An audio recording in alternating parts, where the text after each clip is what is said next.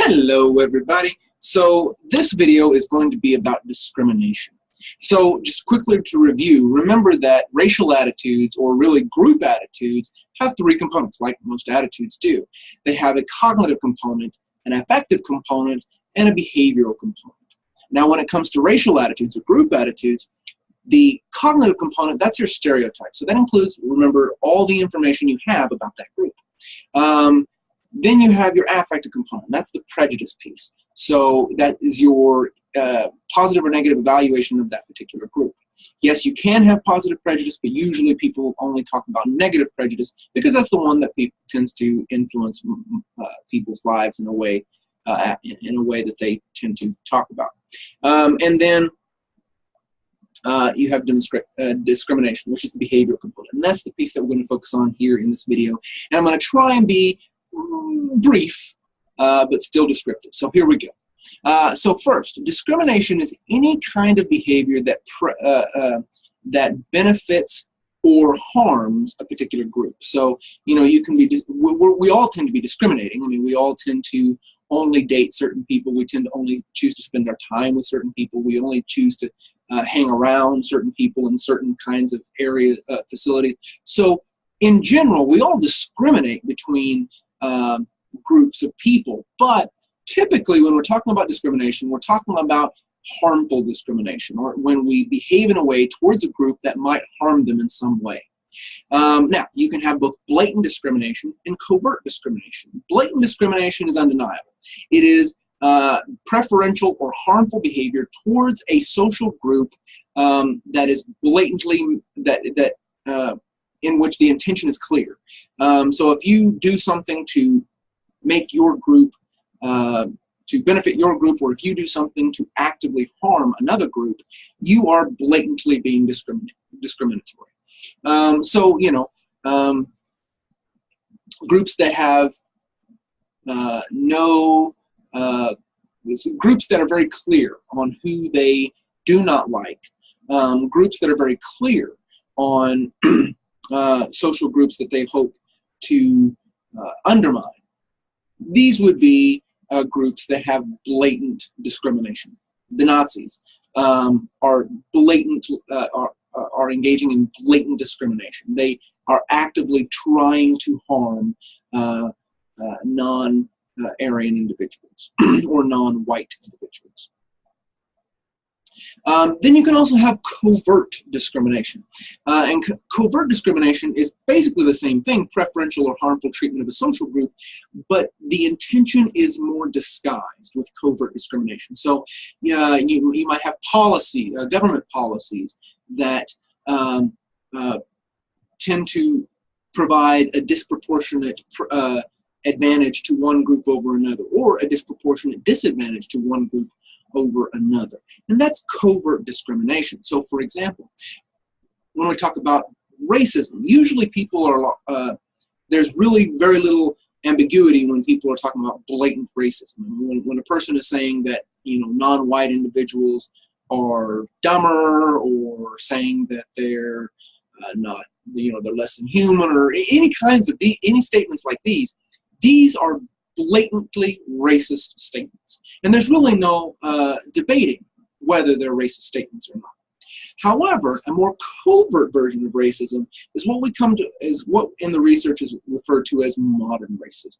So modern racism refers to a series of attitudes or evaluations of certain activities that disproportionately disadvantage racial groups other than one's own. So one of the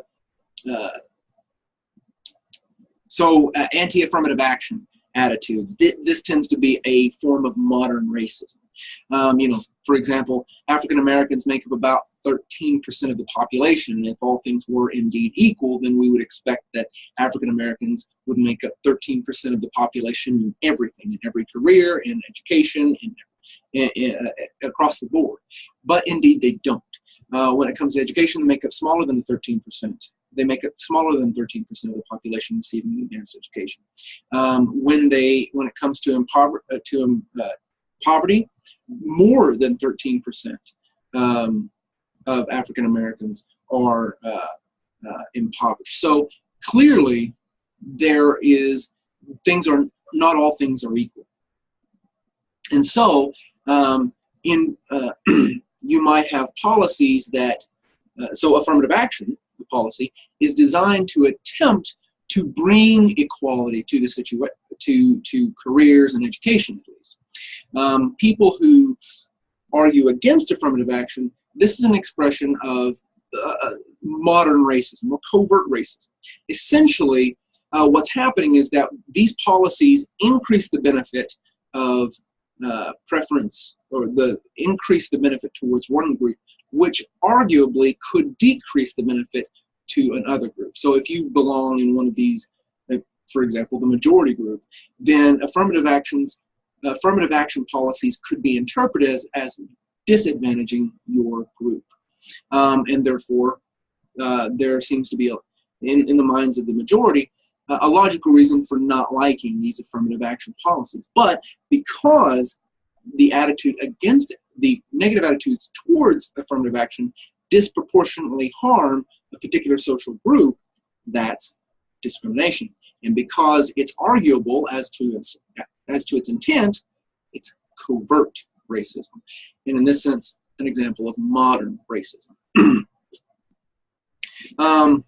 Now, that term modern racism was used largely because for the last 20 to 30 years, for all intents and purposes, it appeared as if blatant discrimination was on the decline, and these more modern racist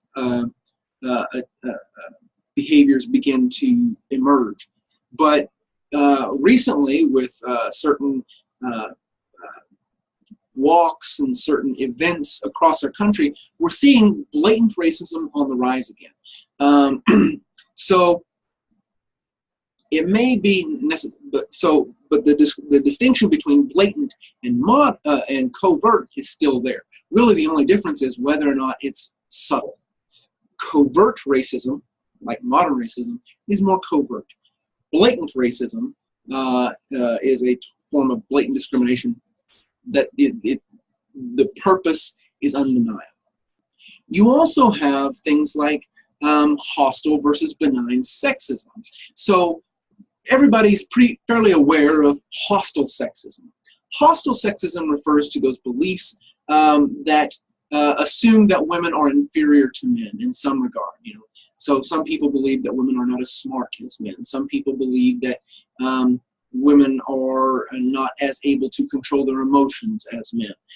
Some think that women are not well suited to leadership positions as men are. So these kinds of ideas are all very blatantly hold the assumption that women are inferior to men. So the harmful discrimination occurring there is fairly blatant. It's fairly clear. But there are more covert versions of sexism. When I meant, for example, benign sexism, which I mentioned just a little bit earlier.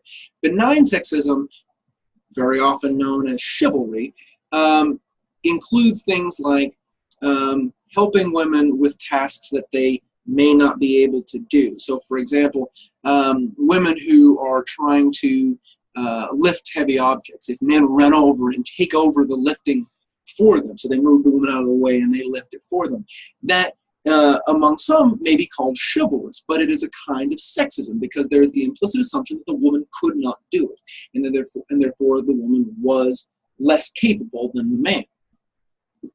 Now, certainly there are sex differences. There are sexual morphological differences. On average, men are larger. They have larger bodies. All right.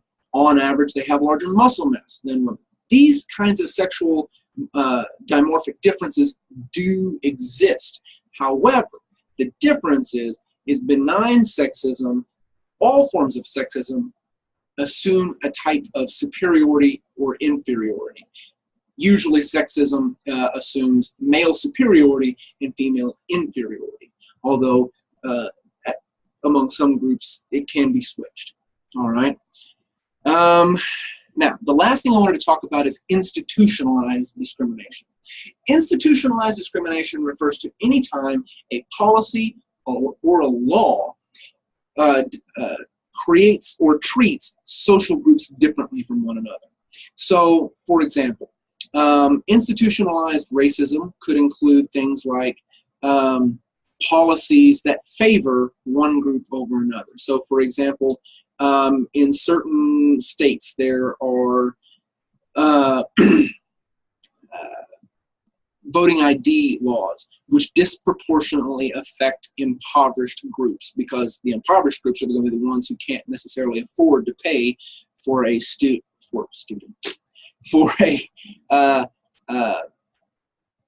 ID. And so these policies disproportionately affect a social group, but you can have policies that affect racial groups, and that's institutionalized racism. You can also have institutionalized sexism. In fact, our country has a very blatantly institutionalized sexist policy right now with the when it comes to the draft. Now, we're not employing the draft right now, but only men are required to sign up for civil service, whereas women are not required to sign up for civil service. So this is institutionalized sexism.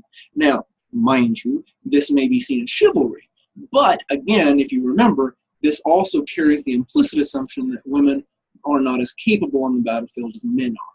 In fact, this is something that the Army is certainly struggling with even to this day. All right?